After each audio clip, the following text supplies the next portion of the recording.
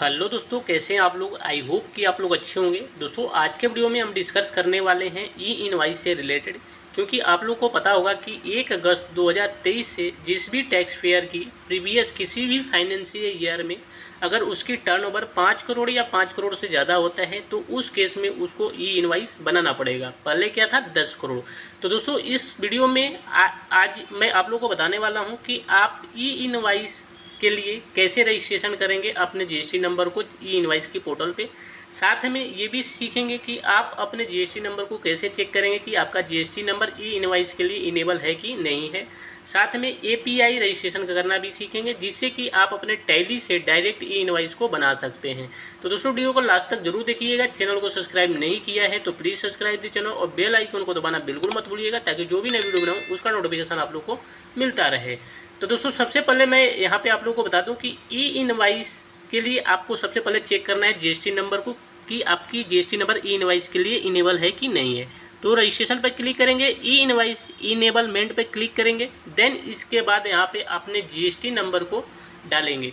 GST number डालने के बाद यहाँ पे कैप्चर को डालेंगे और गो पर सिंपली क्लिक करेंगे। अगर आपका जीएसटी नंबर ई इनवाइस के लिए इनेबल नहीं होगा तो कुछ डिटेल यहाँ पर रिक्वायर्ड होगा, उस डिटेल को आपको देना होगा, जिससे कि आप अपने जीएसटी नंबर को ई इनवाइस के लिए इनेबल कर सकते हैं। ई इनवाइस के लिए अपने जीएसटी नंबर को इनेबल कर सकते हैं। तो मान लीजिए मेरे पास एक इनवाइस जीएसटी नंबर है, इसको मैंने यहाँ पे डाला और यहाँ पे कैप्चर पे डाल के जैसे ही गो पर क्लिक किया तो मेरे सामने एक मैसेज आया कि मेरा जो ये जीएसटी नंबर है ये ई इनवाइस के लिए ऑलरेडी इनेबल है। यहाँ पे देखेंगे you are already enabled for e invoicing. अगर आपका नहीं होगा तो नीचे कुछ डिटेल रिक्वायर्ड होगा, उस डिटेल को आपको डालना है। देन उसके बाद आपको सबमिट करना है। जैसे ही सबमिट करेंगे आपका जो जीएसटी नंबर है ई इनवाइस के लिए इनेबल हो जाएगा। ठीक है। अगला, अगर मान लीजिए आपने ये प्रोसेस कर ली, अगर आपका इनेबल है कि नहीं है ये चेक कर लिया, अगर नहीं है तो आपने उसको इनेबल करने के लिए रिक्वायर्ड जो था वो डाल दिया। देन उसके बाद रजिस्ट्रेशन पे क्लिक करना है। देन उसके बाद पोर्टल लॉगिन पे क्लिक करेंगे, जिससे कि आप अपने ई इनवाइस को रजिस्ट्रेशन ई इनवाइस के लिए रजिस्ट्रेशन अपने जीएसटी नंबर को कर सकते हैं। तो ई इनवाइस के लिए यहाँ पर जीएसटी नंबर अपने डालेंगे। देन उसके बाद कैप्चर डालेंगे। कैप्चर डाल के जैसे ही गो पे क्लिक करेंगे आपके अगर जीएसटी नंबर ई इनवाइस के लिए रजिस्टर्ड होगा तो नीचे लिखा आ जाएगा। अदरवाइज आपको जो रजिस्टर्ड मोबाइल नंबर है उस पर एक ओटीपी जाएगा, उस ओटीपी को आप डालेंगे। डालने के बाद आपको यूजर आईडी और पासवर्ड क्रिएट के लिए ऑप्शन आएगा। तो आपको एक अच्छा सा यूजर आईडी क्रिएट करना है और पासवर्ड को क्रिएट करना है। देन उसके बाद आपको उसको सबमिट पे क्लिक करना है। अगर आपका जीएसटी नंबर ई इनवाइस की पोर्टल पर रजिस्टर्ड होगा तो इस तरह से आपको मैसेज आया जाएगा कि यू आर ऑलरेडी रजिस्टर्ड। ठीक है। तो इस तरह से आप अपने जीएसटी नंबर को रजिस्टर्ड कर सकते हैं ई इनवाइस की पोर्टल पे। देन उसके बाद आपको लॉगिन पे सिंपली क्लिक करना है। यहाँ पे यूज़र नेम में आपने जो पीछे अभी यूज़र आईडी और पासवर्ड जो क्रिएट किया था उसी यूज़र आईडी पासवर्ड को यहाँ पे आपको डालना है। तो एक चीज़ तो क्लियर है कि जब भी आप रजिस्ट्रेशन करें ई इनवाइस की पोर्टल पे रजिस्टर्ड करें, आपने यूज़र आईडी पासवर्ड जब क्रिएट करें तो उसको कहीं नोट करके रख लें या याद करके रख लें, क्योंकि जब भी ई इनवाइस की पोर्टल पे लॉगिन करेंगे तो उसकी ज़रूरत पड़ेगी। तो यूज़र आईडी हमने डाल दिया, पासवर्ड डाल दिया, यहाँ पे कैप्चर को फिलअप करेंगे और सिंपली लॉगिन पे क्लिक कर देंगे। ठीक है। तो ये प्रोसेस हो गया आपकी रजिस्ट्रेशन की और उसके बाद अपने इनेबल को चेक करने का। ठीक है। यहाँ पे अब आ रहा है कॉन्टैक्ट ऑफ टेक्निकल पर्सन, इसको आपको एग्जिट कर लेना है। ठीक है। आपने रजिस्ट्रेशन कैसे करना है ई इनवाइस की पोर्टल में ये सीख लिया। आपको अपने जीएसटी नंबर अगर इनेबल है ई इनवाइस के लिए तो ठीक है, अगर नहीं है तो उसको कैसे करेंगे ये भी आपने सीख लिया और कैसे चेक करेंगे ये भी आपने सीख लिया। अब आपका जो मेन इम्पोर्टेंट जो चीज़ है कि एपीआई रजिस्ट्रेशन कैसे करें। जो एपीआई रजिस्ट्रेशन होता है इसे आप अपने टैली से, ठीक है, अपने जो भी सॉफ्टवेयर यूज कर रहे हैं उससे आप डायरेक्ट ई इनवाइस को बना सकते हैं।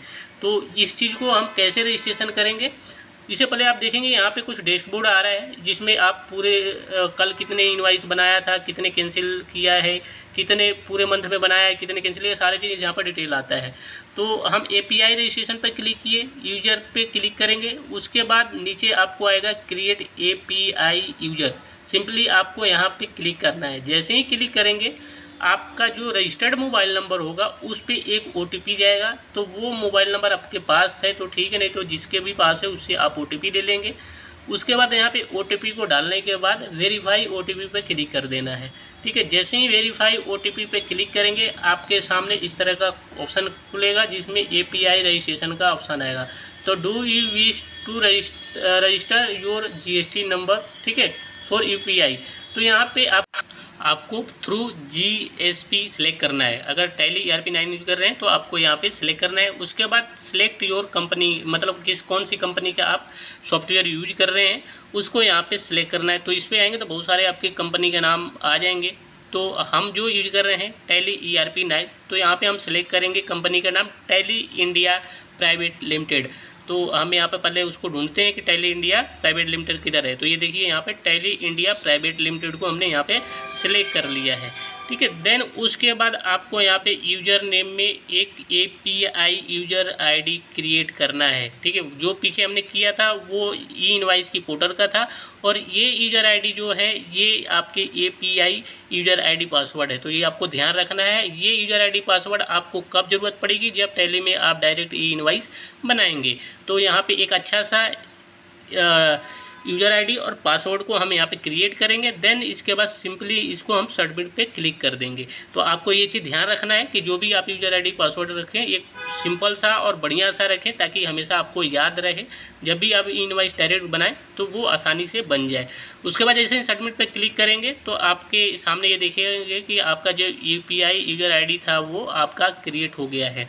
ठीक है, अब आपको मैं चेक करके बताऊँगा कि जो आपकी यूज़र ID बनाया है आपने, API ID बनाया है वो कहाँ पे है। तो यहाँ पे देखेंगे आपकी लिस्ट में आए तो यहाँ पे आपको देखने को मिल जाएगा कि जो आपका API यूज़र ID है ये सामने आपको दिख रहा है, टाइप GSP और रजिस्ट्रेशन कंपनी का नाम टैली इंडिया प्राइवेट लिमिटेड, इस तरह से आपका आ जाएगा।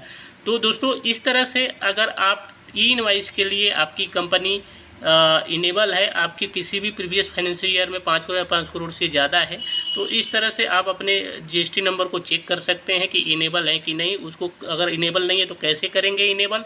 उसके बाद रजिस्ट्रेशन करना है ई-इनवाइस की पोर्टल पर, वो सीख लिया। तो आई होप कि दोस्तों वीडियो पसंद आया होगा। मिलते हैं नेक्स्ट वीडियो में। जय हिंद, जय भारत, धन्यवाद।